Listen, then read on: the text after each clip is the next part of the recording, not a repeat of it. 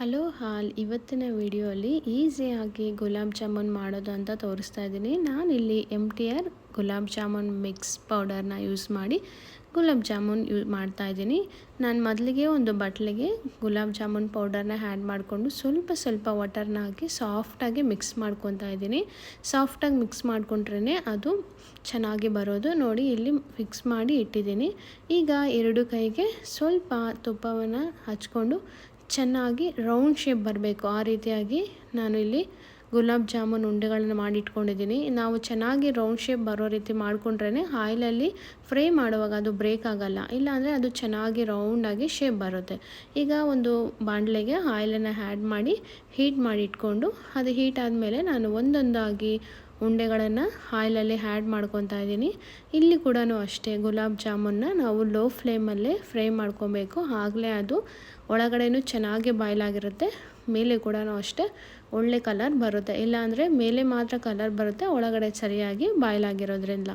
ಆದ್ದರಿಂದ ಲೋ ಫ್ಲೇಮಲ್ಲಿ ಚೆನ್ನಾಗಿ ಫ್ರೈ ಮಾಡ್ಕೊಳ್ಳೋಣ.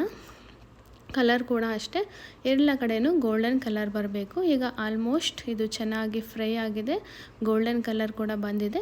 ಈಗ ಫ್ರೈ ಆದಂಥ ಈ ಉಂಡೆಗಳನ್ನು ನಾನು ಒಂದು ಸಪ್ರೇಟ್ ಪ್ಲೇಟಲ್ಲಿ ತೆಗೆದು ಇಡ್ತಾ ಇದ್ದೀನಿ.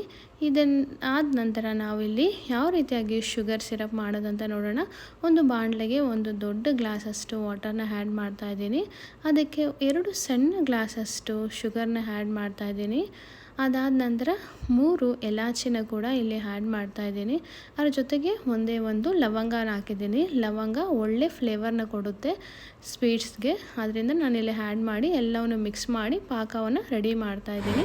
ಈಗ ಆಲ್ಮೋಸ್ಟ್ ಪಾಕ ರೆಡಿಯಾಗಿದೆ. ಈ ಪಾಕಕ್ಕೆ ಫ್ರೈ ಮಾಡ್ಕೊಂಡಂಥ ಗುಲಾಬ್ ಜಾಮೂನ್ ಉಂಡೆಗಳನ್ನು ಕೂಡ ಆ್ಯಡ್ ಮಾಡ್ತಾ ಇದ್ದೀನಿ. ಎಲ್ಲ ಉಂಡೆಗಳನ್ನು ನಾವು ಅಟ್ಲೀಸ್ಟ್ 1/2 ಅವರಿಂದ 1 ಅವರ್ವರೆಗೂ ಸೋಕ್ ಮಾಡೋಕ್ಕೆ ಬಿಡಬೇಕು. ಈಗ ನೋಡಿ ಚೆನ್ನಾಗಿ ಸೋಕ್ ಆಗಿದೆ, ಗುಲಾಬ್ ಜಾಮೂನ್ ಕೂಡ ರೆಡಿಯಾಗಿದೆ. ಇದು ತುಂಬ ಟೇಸ್ಟಿಯಾಗಿರುತ್ತೆ ಮತ್ತು ಕ್ವಿಕ್ಕಾಗಿ ಈಸಿಯಾಗಿ ಕೂಡ ಈ ಗುಲಾಬ್ ಜಾಮೂನ್ನ ನಾವು ಪ್ರಿಪೇರ್ ಮಾಡ್ಬೋದು. ಮಕ್ಕಳಿಗೂ ತುಂಬ ಇಷ್ಟ ಆಗುತ್ತೆ. ಯಾರಾದರೂ ಗೆಸ್ಟ್ ಬಂದಾಗೂ ಅಷ್ಟೇ ಬೇಗ ಈಸಿಯಾಗಿ ನಾವು ಮಾಡಿಕೊಡ್ಬಹುದು. ಈ ವಿಡಿಯೋ ನಿಮ್ಗೆ ಇಷ್ಟ ಆಗಿದೆ ಪ್ಲೀಸ್ ಲೈಕ್ ಮಾಡಿ, ಶೇರ್ ಮಾಡಿ, ಅದೇ ರೀತಿಯಾಗಿ ಕಾಮೆಂಟ್ ಮಾಡಿ.